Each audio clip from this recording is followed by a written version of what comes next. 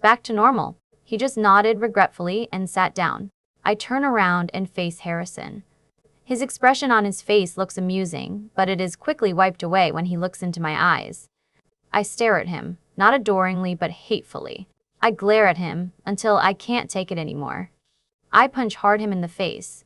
His head whips to the left due to the impact. He looks at me in shock before he touches his bloody lip. I give myself a smile in my head when I realize I just punched him in the kisser. All that boxing lessons at the gym finally paid off. I clap loudly and laugh bitterly. Wow, Harrison, you've successfully made my life a living hell during the past 3 weeks. Everything you did was such an entertainment, but this, I say sarcastically as I wave my fist around us for emphasis. This tops the list. Congratulations. Now for your prize. Oh, the prizes. What do you want? Probably to stain my shirt again, or starve me to death like a real man does? I continue and laugh bitterly again. Oh wait, I almost forgot. You aren't even a real man. Real men don't do that stuff. Harrison flinches when he sees the tears start to stream down on my face. His own deep blue eyes are darkened and he looks painful. I roll my eyes at him again. You want to know something, Harrison? You all want to know something? Maybe it would make me more pathetic. But what the hell does it matter? After all, you all seem to be so interested in my life. I wave at all the people who has laughed at me when Harrison used to tease me. Even if it hurts me to admit it, I miss them. I guess you are right, Harrison. Yeah, I'm pathetic. But you are such a psychic. Jesse, I didn't mean, Harrison begins to say. However, it makes me more furious. Oh, shut up, Harrison. You meant everything. I scream in his face, and he flinches one again. Just shut the fuck up, and don't talk to me. Just leave me the fuck alone. I hate you, I say, my voice cracking at the end. I start to walk towards the exit of the canteen. Everyone's eyes are on me, but I ignore them all. Someone grabs my arm and tingles, erupts from our physical contact. I glare at Harrison in disgust again. Didn't I tell you to fucking leave me alone? What more do you want from me? Aren't you satisfied? I laugh again, bitterly.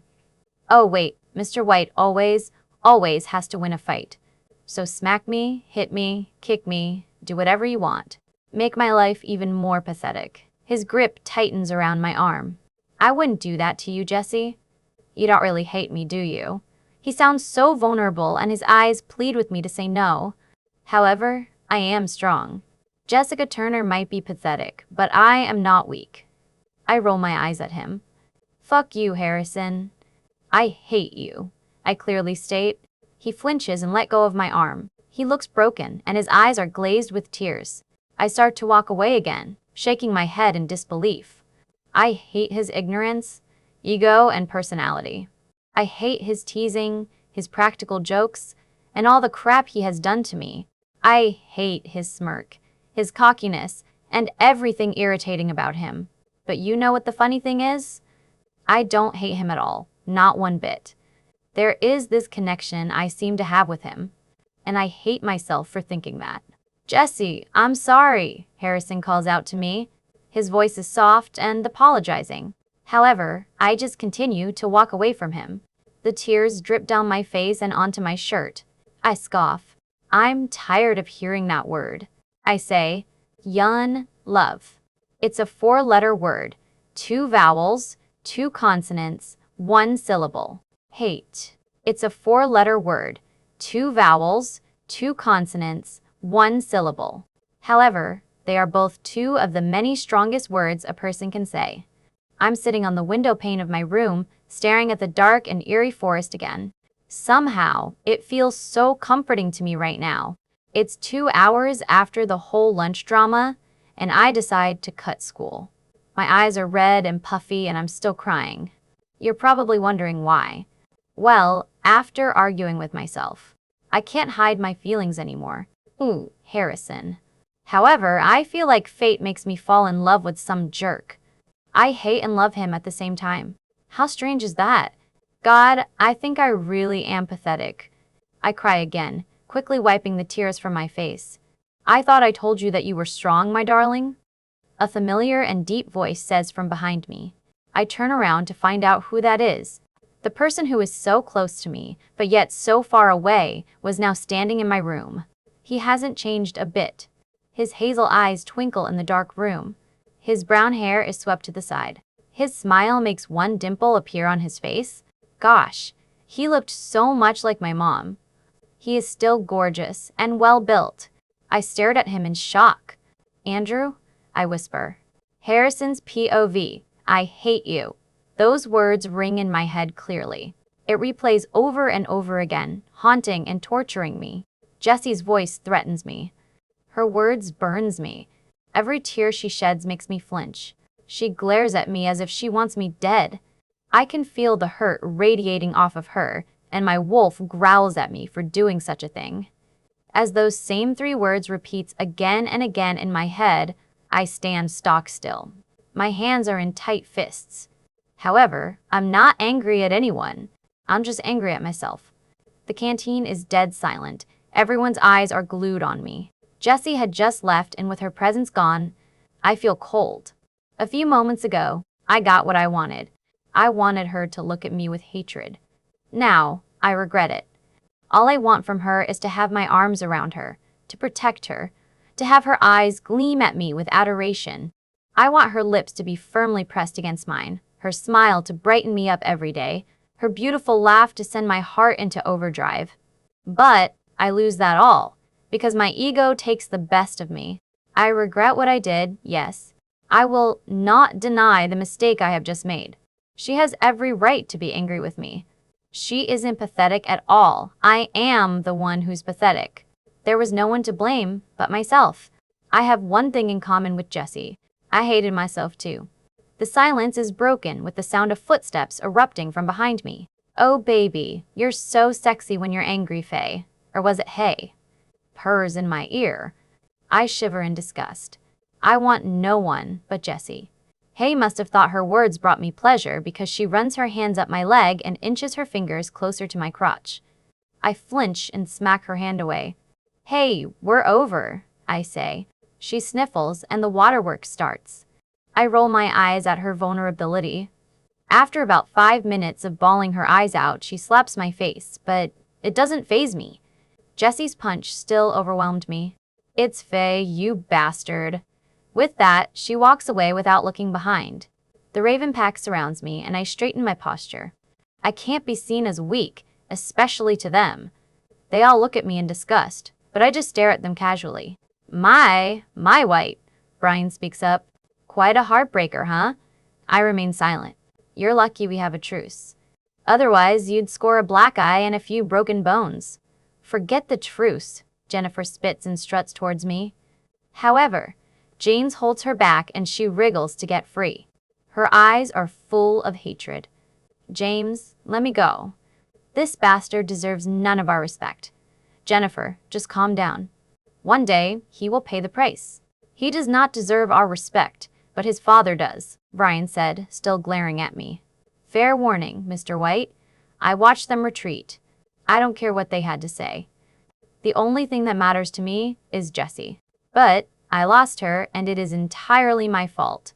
"Jessie's POV, Andrew," I repeat louder this time. I jump up from my seat and literally tackle him to the ground. "It's really you." "Am I dreaming?" My brother chuckles and pinches my arm. "Ouch, what the hell?" I glare at him. "You just asked if you were dreaming. You know the phrase, pinch me if I'm dreaming." I roll my eyes and punch his chest playfully. "What are you doing here?" "What? I can't come and visit my little sister?" he asks, feigning hurt. "No, it's just that I haven't seen you in 2 years, Andrew." "Seriously, why are you here?" "1. Our bastard father dumped you and I came to check up on you." "Seems like it was a good thing for me to come." His smile stretches, and the dimple on his right cheek deepened. 2. I'm getting married. My smile reaches from ear to ear and I jump up in excitement. "You're kidding me." Ever since he was 15, he's been searching for the one. He was doubtful, though. My parents' divorce scarred him. "Amanda, come in," he calls out. A pretty blonde comes into the room. She has fudge brown eyes and her smile is friendly. Andrew puts his arm around her affectionately and he smiles down at her. "Jessica, this is my fiancée, Amanda." "Amanda, This is Jessica. Hi, just call me Jessie. I shake her hand. It's nice to meet you. Pleasure is all mine, she says. So, when's the date? Yeah. And where is it? I'm free to help, if anything. November 23. Here, in the Grand Jasmine Hotel, Andrew announces proudly. Oh, I'm so happy for you two. I squeal in excitement. But that's in 2 months. How's everything going to work in just 2 months? We got it down, Jesse. When have I failed? I roll my eyes. He's still the same cocky guy I knew. Let me think. When you tried to sneak out that one time. Oh, what about that time when you tried to put a lizard in Mrs. Donia's lunch pail? Oh, and that time. Okay, you proved your point, he says annoyed. Amanda simply laughs at him. I'm going to marry a failure? She adds jokingly. I smile at her. You know, I like her already. Baby, isn't that what you love about me? Andrew turns to look at me. Anyways, Amanda and I are taking you out. Be ready in 30 minutes, my little sis. After shopping in 300 different stores, trying on thousands of shoes, putting on multiple outfits, cutting my hair, getting my eyebrows waxed, and getting to know Amanda, I am totally exhausted. I need time for myself. Not to mention, I'm kind of getting grossed out watching Andrew and Amanda making kissy faces with each other. Sure, I'm happy for them, but I'm grossed out in so many levels. I look up at the sky, and it is dark out. The stars sprinkle across the black sky, and the lampposts light up the crowded streets. I love Pitt Street. It is one place me and my mother always used to go when I'm feeling down. Okay, so what Luby do you ladies want to watch? Andrew asks. His arm is slung over Amanda's shoulder. He bends down and kisses her cheek. The image of them making out during the entire movie dances in my head. Actually, why don't you two just go on without me? I think you need some alone time with each other, I offer eagerly. Andrew looks at me suspiciously. But the point of us taking you out is all about you tonight. Yeah, right. Making kissy faces with each other is all for me? How lovely. No, believe me, I'm having fun and I really appreciate all you two have done for me tonight. I have to stop by the bookstore for my essay that's due next week. I lie to them. Andrew looks at me for a while. His eyes narrowed, clearly trying to see if I'm lying. After a while, he shakes his head and gives up. Okay then, but meet us at the Froyo in an hour. Amanda and I are going to stop by one last store. I won't be long. I smile at them. We finally part our ways, and I suddenly feel so relieved. I walk down Pitt Street, heading for the bookstore. This part of Pitt Street is empty. No one really hangs out in the education department. However, I find it calming. It has a peaceful atmosphere. There are not a lot of people, and it is silent. I close my eyes, relishing the feel of the night air against my skin. The dim yellow lighting of the small bookstore spills out onto the street. I start to walk towards it. However, I freeze in my tracks when I hear footsteps behind me. I turn slowly, and no one is there. Something is definitely wrong. My stomach twists and turns in nervousness. Sweat covers my palms. I continue to walk quickly. However, I'm not fast enough. Someone grabs my arm from inside the alley. His hand gripped my arm so tight, I'm sure I would have bruises. Before I could suppress a scream for help, the stranger puts his hand over my mouth. I can't see his features, but I'm sure it was a man. He is hidden in the dark shadows. I feel the tears spill out of my eyes and I shake in terror. He laughs at me for being a coward. However, there was no note of humor in it. It was one of those kinds where it was dry and bitter. He let go of my mouth and I start to scream. Shut up, he smacks me. My cheek stings and I feel hot tears roll down my cheek faster. No one can... You hear you. What, you want money? Just take my purse, I say with my heart stuck in my throat. No, girl. I don't need any money. I'll get plenty of that after I'm done with you. What, you're going to rape Mummy? He presses something cold into my neck. The sharp object pricks my skin. A knife. I squeezes my eyes shut and my blood runs cold. I'm going to die. Even if you are a pretty girl. The man trails his fingers in between my breast. I shiver in disgust. That is not what I was required to do. Yeah, now hold still. Cutting you piece to piece will only take a second. He chuckles again. Just then, I kick his crotch. It is the one thing my brother always tells me to do. He groans and grabs it as a reflex. I start to run away, but he is too quick. He tackles me to the ground, and my head makes an ugly crunching noise. He is on top of me now. I am trapped. I wriggle under him and grunt. Get off of me. I had enough of you. Time's up, the man says, and I see him for the first time under the moonlight. He has dark, long hair that is gathered up in a ponytail. He is probably in his mid-20s. Get off me, I yell out. You heard her. A familiar voice sounds from the entrance of the alleyway. Ah, Harrison, Harrison, Harrison. Always the hero, I might say. The man looks up from me to him. What the hell is Harrison doing here? Gary, didn't you hear the girl? Or perhaps you are deaf, Gary chuckles.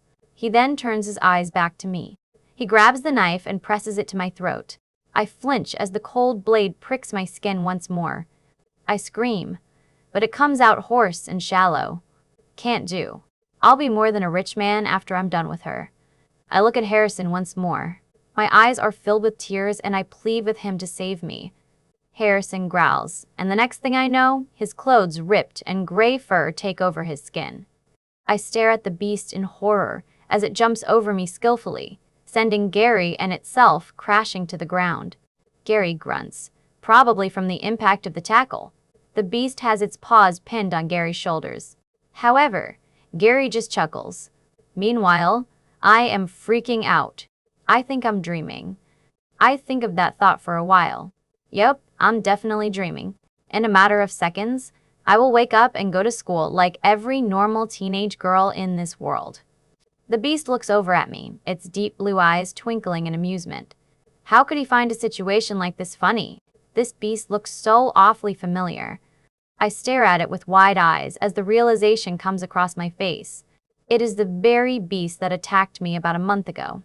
1. You aren't dreaming, Jesse. 2. I think you should calm down because you look like a stick went up your ass. A familiar deep voice fills my head. It's Harrison's voice. Great, now I'm just going plain crazy. You are crazy. Just calm down. I will explain everything later. The beast's eyes turn into a dark black. It's eye-catching, even in the dim lighting that is provided to us in this alley. I'm still laying on the ground, propped up on my right elbow, trying to make sense of what is going on. My gaze is fixed on those two black eyes. Just calm down, Harrison repeats. All of a sudden, a warm sensation engulfs me. It feels like a warm, thick blanket being placed on me during a cold winter's night. Gary chuckles, waking me up from my reverie. However, I remain calm. I'm still under the beast's, Harrison's, spell. Harrison, this is not a fair brawl, Gary says. I am in lockdown, due to numerous tasks people inquire me to do for them. I am well aware that you know of the rule the experts have passed among us. You don't want to disappoint your father, do you? They look at each other for a short period. Ah, that is accurate. You could execute me for threatening to kill the young female. However, perhaps you may want to find out who wants her terminated. Gary chuckles. Another short moment passes between them. It occurs to me that Harrison is speaking to him telepathically. We'll make a deal. Return into your human form and we'll deal with this like real men do. Harrison slowly retreats from Gary. His eyes never leaves the man, even as he stands up. Harrison shakes out his fur, almost like a dog does. Suddenly, his fur recedes into his body and smooth, golden, toned skin stand out. Who is it? Harrison demands through clenched teeth. You are so much like your father. Impatient, rude, and demanding, Gary sighs. He gets that right. And Harrison thinks I look like I had a stick up my butt? He looks like he has one stuck up his ass every day, I thought while rolling my eyes. I heard that cupcake, Harrison snapped. Anyways, I have no time for this. I'm disappointed though, I could have been a rich man. Gary clucks his tongue and shakes his head disbelievingly. It goes by the name of Darkness Angel. What kind of information is that? Harrison's voice increased, bouncing off the walls in the alley. Was it a woman? A man? What did they look like? I would like to know myself. However, we handled this business over email. I must warn you, they offered a whole lot of cash. They are really determined to exterminate her. Before the police arrive, boy, I think we should all clear out. Though, I wonder why you are concerned over a human being. But that is none of my business. Gary walked away from the alley. His footsteps echoed. I curl up into a ball and start to sway back and forth. Oh my gosh, I'm really going crazy. Any moment now, I'll wake up from this horrible nightmare, I whisper to myself. Harrison comes into my line of vision and squats down beside me. I glance at his body and he is still naked. I blush ferociously and look away quickly. Oh, sorry, he murmurs. I stick my hand into one of my shopping bags and looks for one of the jeans Andrew bought for himself. I throw it at Harrison and he changes. I look up at him and he just smirks. He isn't wearing any shirt and I'm ogling his six-pack. Oh gosh, why does he have to be so sexy? I heard that, Cupcake, Harrison says, smirking. Howl, come with me. It's not safe to talk here, he says sincerely, holding out his hand. But I never take it. He sighs. Trust me, just this one time. For some odd reason, I followed him. I get up and dust my jeans off and follow him into the woods that are at the back of Pitt Street. I would have been scared to walk into the depths of the trees, but being with Harrison made me feel safe. It's completely and utterly dark once we step into the eerie woods. A gust of wind passes and brings the smell of fresh dirt and trees. Harrison walks in front of me. How could he see this dark at night was beyond me. I could literally see nothing in here. The trees blocked any light the moon offered from entering in. I hear a strange noise, and I jump up. My initial reflex is to grab onto Harrison's hand. He chuckles and wraps his fingers around mine. It's not an electrical shock. It's a warm sensation. It makes me crave for more, actually. I couldn't shake the thought of how perfect my hand fit in his. As cliché as this may sound, it is as if we were made for each other. I smack myself mentally. I'm with stupid, idiotic, egoistic jerk here. Scared, Cupcake? Harrison's deep voice says in the darkness. It has a hint of humor in it. No. I just can't see, I stutter. Right, he says sarcastically. We walk in silence. It's just the two of us holding hands and he is probably smirking. Egoistic brat. We're here, Harrison whispers as he tugs me into a clearing. There are several logs on the side. Despite the darkness of the woods, this is the only place that had some light source. The moon casts a dim light onto the clearing and the grass glistens with dew. Some flowers and wild plants rescattered here. It's absolutely gorgeous here. I quickly drop Harrison's hand. Out of the corner of my eye, I think I see Harrison stiffen. Nah, I'm probably hallucinating again. It's beautiful here, I say. Yeah, the pack and I like to come here when we go hunting. I look at him, obviously confused. Harrison doesn't answer. Leaning on a tree and crossing his arms, he looks at me. What do you want to know first? What? I say, trying to find the right words. What exactly are you? A werewolf, he simply replies and shrugs. How? When the moon was first created by what we call healers, a friend of theirs betrayed him, or that's what that legends have said. Harrison clears his throat. We call him Sakuda. He is an Indian man who has stolen the healer's necklace to heal his ill wife, something that none of us has found in a million years. By punishing him, Sakuda was made to be a werewolf, something they considered evil and dark back then. Being a werewolf, he couldn't go home at night when the full moon was out. He had a pregnant wife, and because of his punishment, he couldn't see the birth of his first son, and he was constantly on the run because of the hunters. Many people were frightened by him and wanted him dead.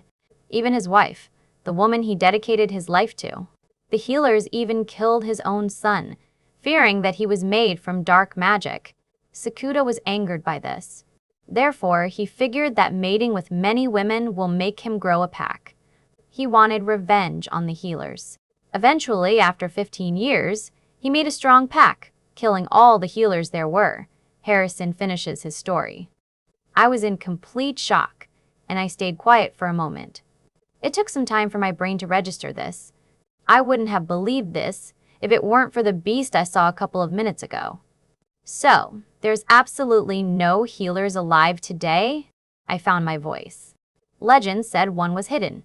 knowing what the werewolves were up to. I doubt that, though. Up to this day, all of us werewolves despise them, Harrison spits. What do healers do? They are werewolves, just like us, but not made by dark magic. They were made by God themselves to protect the earth. Because of that, we have no choice but to bow down to them. They have the power to heal, to do light or dark magic. Wow, I nod. Is this some type of Twilight thing? Do vampires exist too? Sorry to break it to you, sweetheart, but your dreams of becoming a Bella is terminated. Vampires don't exist. I quickly shake that off. So, when you shift, does it hurt? The first time you shift into a werewolf, which is about when you're 5 or 6. Back at the alley, how did you know that guy? Gary is a werewolf too. He's called an assassin. He's paid to kill people. I shiver at the thought of having him almost kill me. However, I quickly shake them away, focusing on the questions I would like to ask. He said something about lockdown and something about experts. What is that? The experts are a council. Again, made up of the alpha and beta werewolves in a pack. There are 4 packs in this town. One being my father, his beta Tim, another being Brian's father, his beta Colin. Yes, Brian is a werewolf. Raven Pack and Avalon Pack is all made up of werewolves. Scott and I are supposed to take over my father's place soon. Harrison smiles at me reassuringly. A lockdown is when you are under a spell, keeping you locked from your wolf. That only happens if you break a law in our society. So, do you guys have, any other supernatural powers? We have the ability to persuade a person to do what we want, depending on our rank. For example, if I tell Nell to jump off a bridge, he would. We also have the ability to read the minds of our pack and talk to each other through our link. But I'm not a wolf and you still read my mind and stuff? It comes out like a question rather than a statement. About that, Harrison begins nervously. We have this thing called a mate. A mate is basically a soulmate, but in werewolf terms. We are able to have a link with our mate. Mates could be werewolves or humans. He coughs and rubs the back off his neck. I just blink multiple times and look at him funny. And how would you know that the mate? I find the courage to speak. When you look at them in the eye, and all you see is true happiness. Plus, your wolf would want nothing more than to be with them. Harrison stutters and looks around, avoiding my eyes. So, you're saying I'm your mate? No, yes. That's what my wolf is saying. Maybe, he rambles. I think about this for a few moments. This seems to sink into my brain, really and painfully slowly. Then, something clicks. Realization comes across my face. You were the one who bit me about a month ago. I wasn't dreaming. You marked me as your own, huh? I've read enough of this in books to understand. That's why I had feelings about you that I didn't understand. Listen, Jesse, anger seeps through me. I am shaking, now, and I am sure my face shows a lot of what I am feeling. You knew how I was feeling, and yet you decide to hurt me? You are a jerk, I snap. Harrison flinches and regains his composure. I had to do it for reasons, okay? I'm willing to make it up to you. No matter how long it's going to take, Jesse. It could take 5 years. I'll still be waiting. I'll be waiting until I'm old and shriveled. I'm willing to do this for you. I look at him. Pure determination is written all over his eyes, and his face doesn't show any humor, a sign that he isn't joking around. However, I can't let him hurt me anymore. I'm done with that. I wipe away a stray tear. I scoff and put on a fake smile. I'd like to see you try. Before I can register what is happening, Harrison walks over to me. He grabs my face with his hands and crashes his lips on mine. I stood still, not responding to the kiss. Shock couldn't even explain the situation I was in right now. My eyes almost bulged out of its sockets. Harrison's lips were warm against mine. It molded perfectly with my heart-shaped lips. Small tingles made its way from my mouth down to my insides, making me feel complete. It was as if I finally found the missing piece to a puzzle. I felt ecstatic at first, but realization of what a jerk he was made me come to my senses. I pushed him away with my hands and put them on my hips. I glared at him, hoping that daggers came out and stabbed him. You're a pain in the ass. I'm not going to forgive you so easily. I finally said, breaking the awkward silence. Harrison stiffened and was about to say something, but I quickly continued, feeling awkward. I think that the matter of the moment is who's trying to kill me. I shuddered at the thought, suddenly feeling very cautious of my surroundings. Who is this darkness angel? I would like to know that myself. Harrison's voice dripped with venom. He looked at me. Jesse, don't worry. I'll kill the bastard. You can't just walk alone anymore. We need to keep an eye on you. It's not safe. I'll call Brian, and I can't believe I'm saying this. I'm going to ask for his help. The sincerity of his words made me feel calm. Yeah. I believed him. It was weird, but I did. Why is this person trying to kill me anyways? And are werewolves even affected by silver bullets? I don't know, Jesse. The darkness angel knows something we don't, and before it gets to you, I'm going to kill him. Or her. Silver bullets don't affect us, unless it is shot at our hearts. Otherwise, if it shoots anywhere else, we would feel the pain. But it won't take long to heal. The only thing that can kill us is beheading, silver touching our hearts, and old age. What? Before I could finish my question, my cell phone rang. I gestured to Harrison to wait a moment. Hello, I answered. Yeah, see? Jesse, where the hell are you? Andrew's worried voice came from the other end. We've been waiting for you for... Andrew, calm down.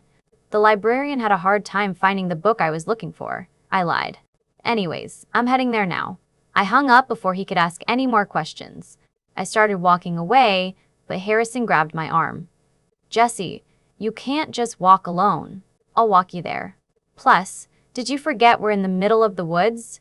Instead of holding his hand, I held onto the belt loop of his jeans. This bastard is certainly not going to gain satisfaction from me anytime soon. However, I still felt the warmth of his lips on